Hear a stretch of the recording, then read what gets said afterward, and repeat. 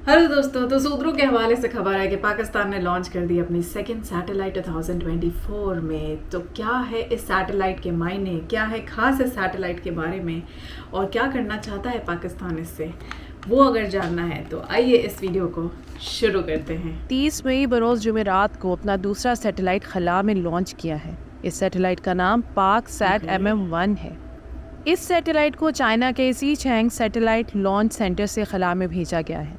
इस सैटेलाइट का खला में भेजा जाना स्पेस और कम्युनिकेशन की फील्ड में पाकिस्तान की बहुत बड़ी कामयाबी है। इस सैटेलाइट के लॉन्च के हवाले से बात करते हुए सुपार्को के एक साइंसदान का कहना था कि इसका वज़न 5 टन है। सुपार्को दरअसल पाकिस्तान की तरफ से खलाई रिसर्च के लिए कायम किया गया एक इदारा है। इस इदारे का मुकम्मल नाम space and upper atmosphere research commission है, लेकिन इसे मुख्तसरन सुपार्को कहा जाता है। सुपार्को के मुताबिक इस सैटेलाइट को कौमी खलाई प्रोग्राम 2047 के तहत लॉन्च किया गया है। पाकिस्तान की जानिब से लॉन्च किया गया ये सैटेलाइट जदीद टेक्नोलॉजी से लेस है। इस सैटेलाइट का मकसद न सिर्फ पाकिस्तान भर में इंटरनेट की दस्तयाबी को यकीनी बनाना है, बल्कि इसकी मदद से इंटरनेट की स्पीड भी पहले से कहीं ज़्यादा बेहतर होगी। इस सैटेलाइट को ज़मीन से 36,000 किलोमीटर दूर जियो स्टेशनरी मदार में छोड़ा गया है। इससे पहले के वीडियो में आगे बढ़ें, आइए जियो स्टेशनरी ऑर्बिट या मदार के मुतालिक जानने की कोशिश करते हैं। जियो स्टेशनरी ऑर्बिट ज़मीन से तकरीबन 36,000 किलोमीटर दूर एक ऐसा ऑर्बिट है जिसमें छोड़े गए सैटेलाइट्स की ऑर्बिटल स्पीड ज़मीन की रोटेशन के बराबर होती है। दरअसल ज़मीन को अपने एक्सिस के गिर्द एक चक्कर मुकम्मल करने में 23 घंटे और 56 मिनट लगते हैं। बिल्कुल इसी तरह जियो स्टेशनरी ऑर्बिट में गर्दिश करते हुए सैटेलाइट्स को ज़मीन के गिर्द अपना एक चक्कर मुकम्मल करने में भी 23 घंटे और 56 मिनट लगते हैं। आप शायद ये जानकर हैरान होंगे कि जियो स्टेशनरी ऑर्बिट में मौजूद सैटेलाइट्स को अगर ज़मीन से देखा जाए तो ये बिल्कुल साकिन मालूम होते हैं। ऐसा इसलिए है कि ज़मीन को अपने एक्सिस के गिर्द घूमने में जितना वक्त लगता है, इन सैटेलाइट्स को ज़मीन के गिर्द एक चक्कर मुकम्मल करने में भी उतना ही वक्त लगता है। आइए वीडियो में आगे बढ़ते हैं। इस सैटेलाइट को जियो स्टेशनरी मदार तक पहुंचने में कम से कम 3 से 4 दिन, जबकि ज़्यादा से ज़्यादा 5 से 6 दिन लगेंगे। इस सैटेलाइट को चाइना के एक रॉकेट की मदद से खला में भेजा गया है। ये सैटेलाइट पहले 30 मिनट इस रॉकेट के साथ अटैच रहा, इसके बाद ये इससे अलग हो गया। साइंसदानों के मुताबिक ये सैटेलाइट रॉकेट से अलग होने के बाद तकरीबन 5 मुख्तलिफ मराहिल से गुजरता हुआ जियो स्टेशनरी ऑर्बिट में पहुंचेगा। ये सैटेलाइट इंटरनेट की फराहमी और रफ्तार को बेहतर बनाने के साथ साथ ई कॉमर्स और ई गवर्नेंस जैसी इकनॉमिक एक्टिविटीज़ के फैलाव में अहम किरदार अदा करेगा। इस हवाले से सुपार्को के डायरेक्टर अतीकुर रहमान का कहना है कि ये सैटेलाइट इंटरनेट सर्विसेज की रफ्तार को बेहतर बनाने में अहम किरदार अदा करने जा रहा है। मज़ीद ये कि इस सैटेलाइट की मदद से पाकिस्तान के दूर दराज के इलाकों में भी इंटरनेट की फराहमी को यकीनी बनाया जाएगा। इन इलाकों में बलूचिस्तान और गिलगित बिल्तिस्तान के कुछ गांव काबिल ज़िक्र हैं, जहां इस वक्त भी इंटरनेट की सहूलत मौजूद नहीं। इस हवाले से सुपार्को के डायरेक्टर अतीकुर रहमान का मज़ीद कहना था कि पाक सैट MM1 का लॉन्च मवासलात के शोबे को बेहतर बनाने के साथ साथ ई कॉमर्स और ई गवर्नेंस जैसे इकनॉमिक शोबों की बेहतरी में भी अहम किरदार अदा करेगा। इस सैटेलाइट के लॉन्च के बाद सुपार्को की जानिब से एक स्टेटमेंट जारी की गई, जिसमें कहा गया कि ये सैटेलाइट पाकिस्तान को डिजिटल पाकिस्तान में तब्दील करने की तरफ पहली सीढ़ी का किरदार अदा करेगा। इससे कबल हाल ही में पाकिस्तान ने चांद पर एक सैटेलाइट भेजा है। इसे 3 मई को लॉन्च किया गया। पाक सैट MM1 की तरह इस सैटेलाइट को भी चाइना से लॉन्च किया गया। इसे लॉन्ग मार्च 5 रॉकेट की मदद से खला में भेजा गया। ये सैटेलाइट चाइना की तरफ से मुस्तकबिल में चांद पर भेजे जाने वाले शैंगे 6 मिशन की एक कड़ी है। ये सैटेलाइट कामयाबी से अपने तयशुदा मुकाम पर पहुंच चुका है। इस सैटेलाइट का नाम iCube कमर सैटेलाइट है। iCube कमर सैटेलाइट चांद की तारीख सतह का मुतालिया कर रहा है। इस सैटेलाइट ने चांद की कुछ तस्वीर भी भेजी हैं। इस सैटेलाइट के कामयाब लॉन्च के बाद पाकिस्तान की तरफ से ये नया सैटेलाइट लॉन्च किया गया है। ये सैटेलाइट पहले की निस्बत कहीं ज़्यादा एडवांस है।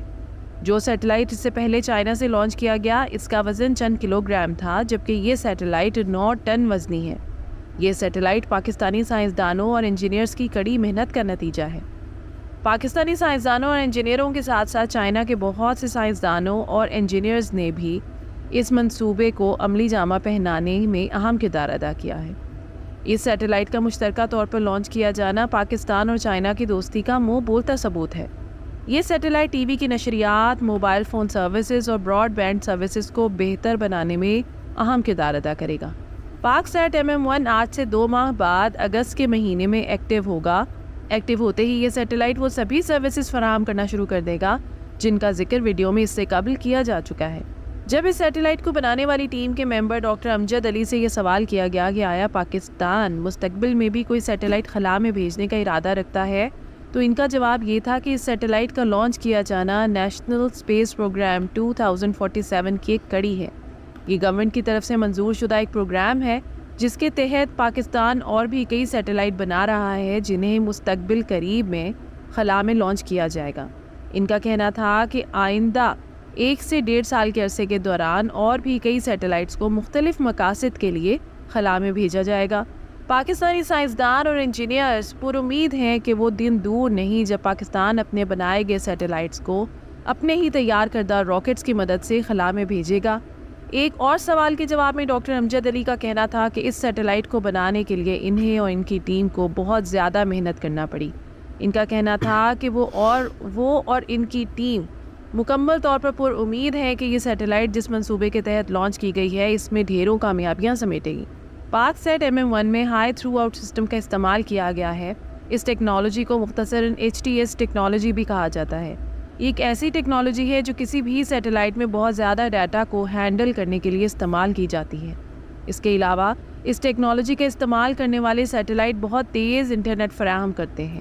اس سیٹلائٹ کی کامیاب لانچ کے بعد پاکستان میں موجود مواصلاتی نظام بہت تیزی سے بدلے گا۔ HTS سسٹم کے ساتھ ساتھ پاک سیٹ MM1 میں SBAS سسٹم بھی موجود ہے۔ SBAS دراصل ایک ایسی ٹیکنالوجی ہے جو GPS سگنل کی ایکیوریسی کو بہتر بناتی ہے۔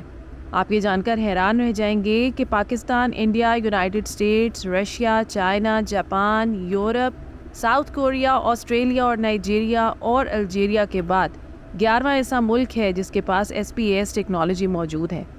اس مشن کے کامیاب لانچ کے بعد سپارکو کے چیئرمین یوسف خان نے دونوں ممالک کے انجینئرز اور سائنسدانوں کی انتھک محنتوں کو سراہا جن کی بدولت پاکستان نے کامیابی سے خلا میں اپنا دوسرا سیٹلائٹ لانچ کیا۔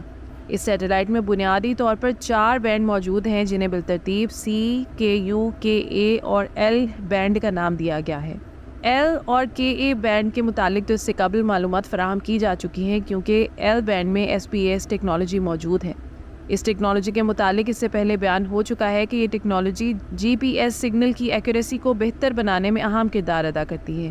جہاں تک KA بینڈ کی بات ہے تو اس میں HTS ٹیکنالوجی موجود ہے۔ اس کے متعلق بھی اس سے قبل بیان ہو چکا ہے کہ ایک ایسی ٹیکنالوجی ہے جو کسی بھی سیٹلائٹ میں بہت زیادہ ڈیٹا کو ہینڈل کرنے کے لیے استعمال کی جاتی ہے۔ اس کے علاوہ اس ٹیکنالوجی کے استعمال کرنے والے سیٹلائٹ بہت تیز انٹرنیٹ فراہم کرتے ہیں۔ KA بینڈ کی زیادہ سے زیادہ رفتار 10 GB پر سیکنڈ ہے۔ دوسرے کئی سیٹلائٹس کی طرح KA بینڈ میں حرکت کرنے والی بیم موجود نہیں۔ اس کا مطلب یہ ہے کہ یہ بینڈ کسی ایک ایریا کو فوکس کیے بغیر ایک جیسا ڈیٹا فراہم کرے گا۔ یعنی یہ نہیں ہوگا کہ اس بینڈ کو اپروچ کرنے والے کچھ علاقوں میں تو انٹرنیٹ کی رفتار زیادہ ہوگی جبکہ کچھ میں کم۔ اب جاننے کی کوشش کرتے ہیں کہ سیٹلائٹ میں موجود C اور KU بینڈ آخر کیا سروسز فراہم کرتے ہیں۔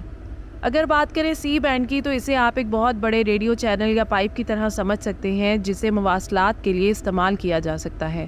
پاک سیٹ MM1 میں موجود اس بینڈ کو ہائی ڈیفینیشن ٹی وی یعنی HD T V broadcasting اور دور دراز کے علاقوں کو آپس میں جوڑنے کے لیے استعمال کیا جائے گا۔ C بینڈ دراصل ایک ہائی وے پر بنائی جانے والی ایکسپریس لین کی طرح ہے جسے بہت زیادہ ٹریفک کو کنٹرول کرنے کے لیے استعمال کیا جاتا ہے۔